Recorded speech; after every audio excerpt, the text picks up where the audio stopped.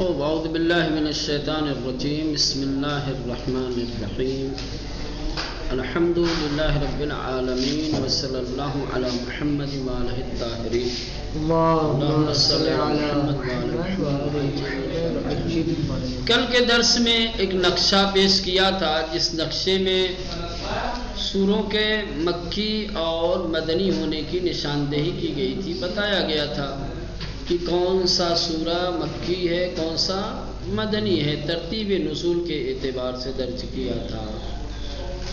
ٹھیک جو نقشہ پیش کیا تھا اور جس نقشے میں مکی اور مدنی سوروں کی ترتیب تھی، وہ ترتیب ابن عباس کی روایت کے مطابق تھی۔ ابن عباس کی ایک روایت ہے جس روایت میں سوروں کی کیا ہے، مکی اور مدنی ہونے کی یہی ترتیب ذکر ہوئی ہے، جس کو کل کے نقشے میں بیان کیا تھا، اور جسے زرکشی اور طبرسی نے بھی نقل کیا ہے، اور جابر ابن زید کی روایت سے اس کی تصحیح و تکمیل بھی ہوئی ہے، یعنی جو کمیاں تھیں، جو تصحیح کی جس کی ضرورت تھی، وہ دوسری روایت کے ذریعے سے کیا ہے، اس کی تصحیح کر دی گئی ہے۔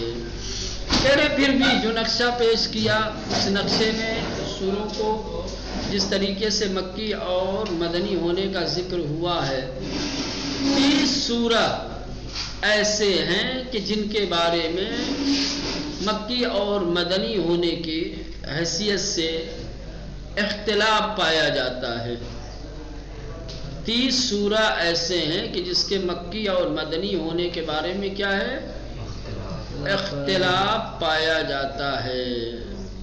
جن 30 سوروں کے بارے میں اختلاف ہے، ان کو التمہید فی علوم القرآن یا علوم قرآنی میں کیا ہے، اس سے بحث کی گئی ہے۔ اگر آپ ان کی تفصیلات جاننا چاہتے ہیں تو ان دو کتابوں کی طرف مراجعہ کیجیے۔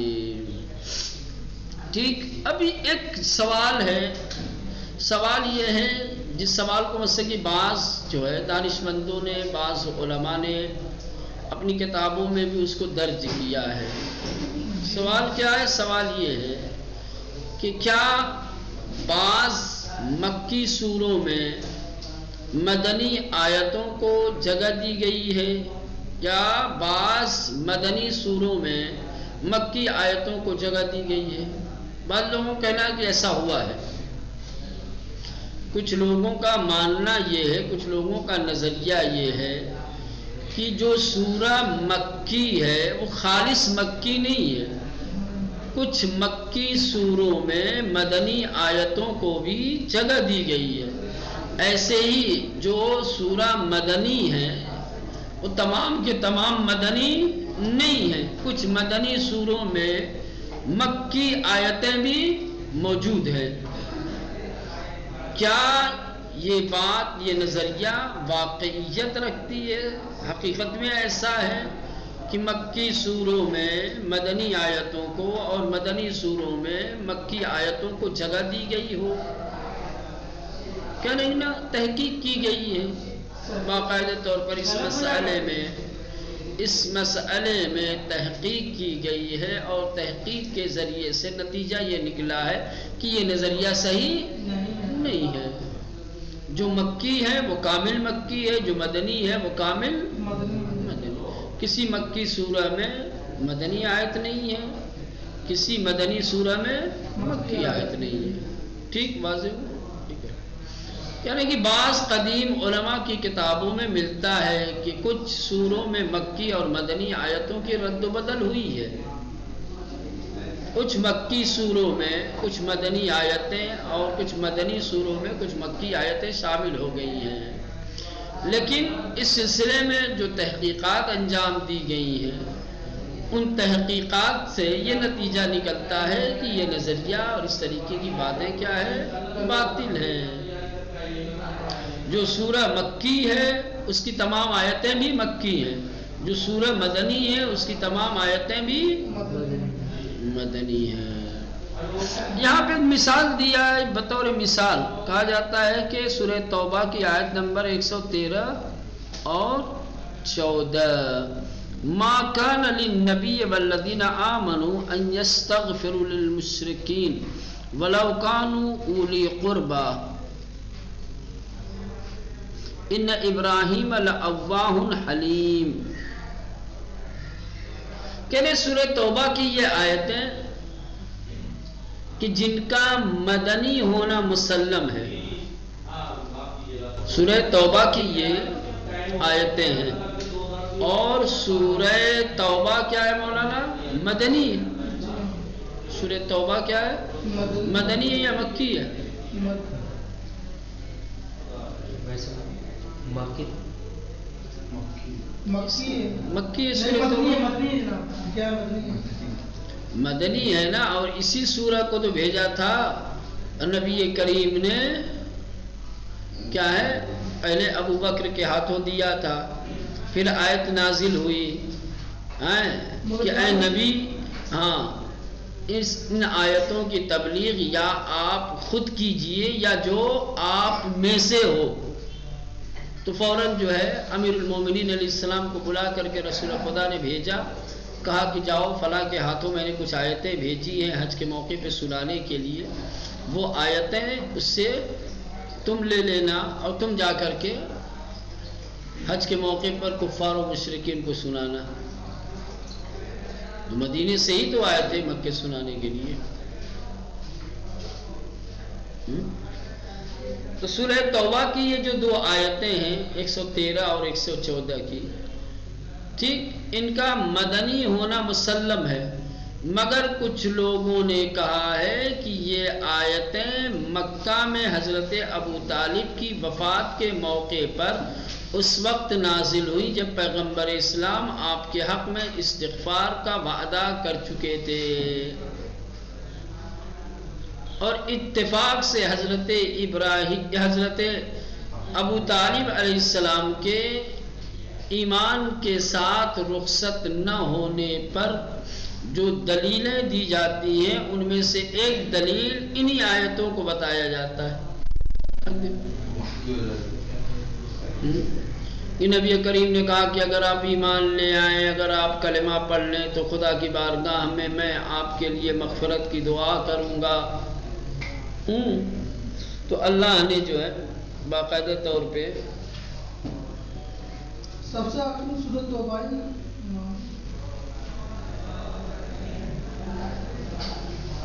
ما کان للنبی والذین آمنوا ان یستغفروا للمشرکین. کہہ رہے ہیں کہ روا نہیں ہے، جائز نہیں ہے، شائستہ نہیں ہے نبی کے لیے اور ان لوگوں کے لیے کہ جو ایمان لا چکے ہیں.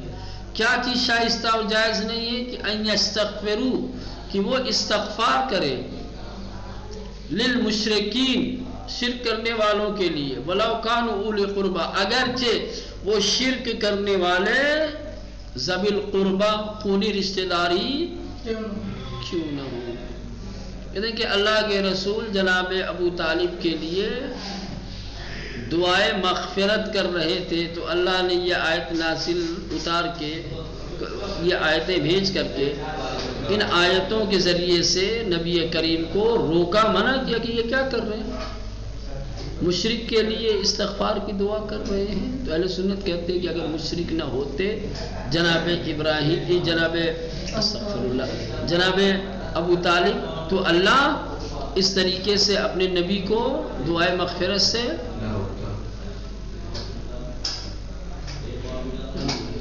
اب یہ پورا جریان ہے برسورت، اس کو چھوڑ دو. تو کہہ رہے ہیں کہ یہ جو آیتیں ہیں یہ سورہ توبہ کی آیتیں ہیں، اور سورہ توبہ کا مدنی ہونا مسلم ہے، لیکن کچھ لوگ ان آیتوں کو جناب ابو طالب سے جوڑتے ہیں. ظاہر سی بات ہے جب جناب ابو طالب سے ان آیتوں کو جوڑیں گے تو جناب ابو طالب کی حیات تو مکے میں گزری ہے، تو آیتیں پھر ظاہر سی بات ہے تو شاید اسی میں جواب بھی ہے. اور شاید کیا نام ہے بہانہ بھی جناب ابو طالب کے اوپر حملہ کرنا ہو، ان کے ایمان کے اوپر اعتراض کرنا ہو، تو اب یہ اس طریقے کی پھیر بدل تو کرنی پڑے گی نا. وَإِلَّا خود یہی آیت جو حضرت ابو طالب کے کیا ہے عدم ایمان کی دلیل جس آیت کو قرار دیا گیا ہے، یہی ایمان ابو طالب کی دلیل کیوں کیسے ہو سکتا ہے بھائی؟ جو آیت مدنی ہو اسے مکے کے مسائل پر، مکے کے حوادث پر حمل کیوں کر رہے ہو؟ جناب ابو طالب تو مدینے آئے ہی نہیں، تو مدینے میں تھے ہی نہیں، مکے میں ہی انہوں نے وفات پائی، تو مدنی آیت میں مکے کے حادثے کا ذکر کیوں ہوگا؟ بات کچھ اور ہے، سمجھ رہے ہیں؟ آیت کہیں اور کی ہے اور حمل کہیں اور کیا جا رہا ہے۔ بس یہ ان لوگوں کا نظریہ جن کا مقصد ہی یہ ہے کہ وہ کسی بھی طرح یہ ثابت کریں کہ محسن اسلام جناب ابو طالب حالت کفر میں اس دنیا سے گئے ہیں، سمجھ رہے ہیں؟ یہ صرف اور صرف تعصب کی وجہ سے ایمان ابو طالب پر اعتراض کرنے کے لیے، انگلی اٹھانے کے لیے اور حالت کفر میں جناب ابو طالب کے اس دنیا سے رخصت ہونے کے لیے اس آیت کو دلیل بنایا جاتا ہے۔ کہا جاتا ہے کہ یہ کیا ہے، سورہ توبہ اگرچہ مدنی ہے لیکن اس کی یہ آیتیں کیا ہیں مولانا؟ مکی ہے، اس لیے کہ جب تک کہ مکی نہیں بنائے گی ان آیتوں کو تو ایمان ابو طالب پہ سوال کیسے کھڑا ہوگا؟ ایمان ابو طالب پہ اعتراض کیسے ہوگا؟ کیسے آپ یہ ثابت کر سکتے ہو کہ جناب ابو طالب حالت کفر میں دنیا سے گئے ہیں؟ جب ان آیتوں کو آپ مکی بتاؤ گے تبھی تو، کیونکہ تو مکے میں گئے نا دنیا سے۔ تو کہتے ہیں کہ سورہ توبہ اگرچہ مدنی ہے لیکن اس کی کچھ آیتیں کیا ہے مولانا؟ مکی ہیں، جیسے 113 اور 14 جبکہ یہ نظریہ روز روشن کی طرح باطل ہے۔ اگر تعصب کی عینت اتار دی جائے، سمجھ رہے ہیں، اور جو آیت مکی سورہ کی ہے اس کو مکی اور جو آیتیں مدنی سوروں کی ہے اس کو مدنی میں رکھا جائے تو جواب دینے کی ضرورت ہی نہیں ہے، ان کا سوال ہی ختم ہو جائے گا، ان کے پاس دلیل ہی نہیں رہ جائے گی امام ابو طالب پر کیا ہے اعتراض کرنے۔ سمجھ رہے ہیں؟ اس کے بعد کہتے ہیں کہ اس آیت کی تفسیر میں علامہ طبرسی کا نظریہ صحیح ہے اور تاریخی حقائق کے مطابق ہے۔ علامہ طبرسی کا نظریہ کیا ہے؟ علامہ طبرسی نے کیا فرمایا ہے کہ علامہ طبرسی فرماتے ہیں کہ فتح مکہ کے موقع پر رسول اکرم سے مسلمانوں کے ایک گروہ نے اپنے مشرک آبا و اجداد کے لیے استغفار کی اجازت مانگی تو یہ آیت نازل ہوئی۔ یہ آیت کب نازل ہوئی؟ فتح مکہ کے موقع پہ نبی کریم جب ہجرت کر کے مکے سے مدینے چلے گئے اور سن 8 ہجری میں، کم مولانا؟ سن 8 ہجری میں حج و عمرہ کی غرض سے جب اپنے اصحاب کے ساتھ مدینے سے مکے کے قریب آئے ہیں، اور جب مکے والوں کو پتہ چلا کہ اللہ کے رسول آ رہے ہیں اور ان کے ساتھ ایک جمع غفیر ہے، بہت سارے لوگ ہیں، تو کفار و مشرکین کے دل دہلنے لگے، ڈر گئے کہ ارے باپ رے باپ اب کیا ہوگا، یہ تو اچانک حملہ کر دیں گے، تو ہم تو گئے کام سے، وہ سمجھے کہ حملہ کرنے کے لیے آئے ہیں، جبکہ نبی کریم کا مقصد ہدف مکے آنے کا حملہ کرنا نہیں تھا، حج عمرہ کرنا تھا۔ لہذا ادھر سے پہلے ہی قبل اس کے کہ وہ لوگ مکے پہنچتے، مکے والوں نے میٹنگ کی اور فوراً کچھ لوگوں کو ادھر جا کر کے دیکھ دیا کہ یا رسول اللہ ہمیں معاف کر دیں، ہم ایمان لے آتے ہیں، اب آپ جیسا کہیں گے ویسا ہی ہوگا۔ رسول خدا نے کہا تو موقع بڑا اچھا ہے بھائی، بغیر جو ہم نے سوچا نہیں تھا وہی ہو رہا ہے۔ کہا ٹھیک ہے چلو ابو سفیان کے گھر میں جمع ہو جاؤ، فلاں فلاں کے گھر میں حدود مکہ میں جو جمع ہو جائے گا اس کے ساتھ ہم کچھ نہیں کریں گے. فتح مبین حاصل ہو گئی ایسے ہی. تو اب جو لوگ رسول خدا کے ساتھ آئے تھے مدینے سے، ٹھیک، ان کے بہت سارے ساتھی ایسے تھے جن کے آباء و اجداد ابھی مکے میں ہی تھے اور کفر و شرک کے ساتھ زندگی گزار رہے تھے. ٹھیک ہے، تو فتح مکہ کے موقع پر ان لوگوں نے رسول خدا سے درخواست کی اور اسے اجازت مانگی کہ ہم اپنے آباء و اجداد کے لیے کیا ہے استغفار کی دعا کرنا چاہتے ہیں. تب یہ اس وقت آیت نازل ہوئی کہ نہ نبی کسی مشرک اور کسی کافر کے لیے استغفار کی دعا کر سکتا ہے، نہ دوسرا صاحب ایمان. جو آیت فتح مکہ کے موقع پہ نازل ہوئی ہے. اور جناب ابو طالب کا انتقال کب ہوا ہے؟ ہجرت سے پہلے ہے نا، بعثت کے زمانے میں ہوا ہے نا، سال بعثت میں ہوا ہے جناب ابو طالب کا انتقال اور ان کی وفات. اور کہاں 8 ہجری ان کی وفات کے کتنے سالوں کے بعد آیت نازل ہوئی ہے. تو جب مسلمانوں نے اپنے مشرک آباء و اجداد کے استغفار کی دعا کی اجازت مانگی تو آیت نازل ہوئی. اللہ کے رسول نے منع کیا، روک دیا. یاد رہے کہ سورہ توبہ سن 9 ہجری میں نازل ہوا ہے. کب؟ 9 ہجری میں. حضرت ابو طالب کی وفات ہجرت سے 3 سال پہلے. کہاں کی آیت کو کب نازل ہو رہی ہے اور کہاں پہ لے جا کر کے تطبیق کی جا رہی ہے؟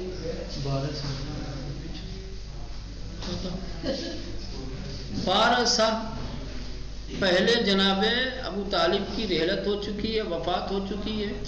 آیت نازل ہو رہی ہے 12 سال کے بعد. اس 12 سال کے بعد نازل ہونے والی آیت کی تطبیق 12 سال کے پہلے کے واقعے پہ کر رہے ہیں.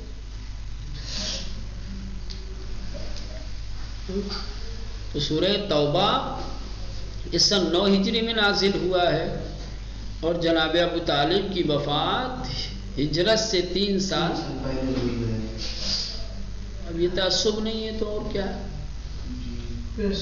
یہ اہل بیت اطہار علیہ السلام کی عداوت اور ان کے تعصب میں اس قدر اندھے ہو گئے ہیں کہ 12 سال کا فاصلہ بھی انہیں نظر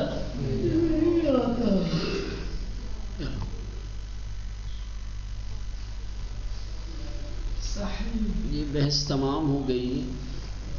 اب قرآن مجید کے نام اور صفات کی بحث انشاءاللہ.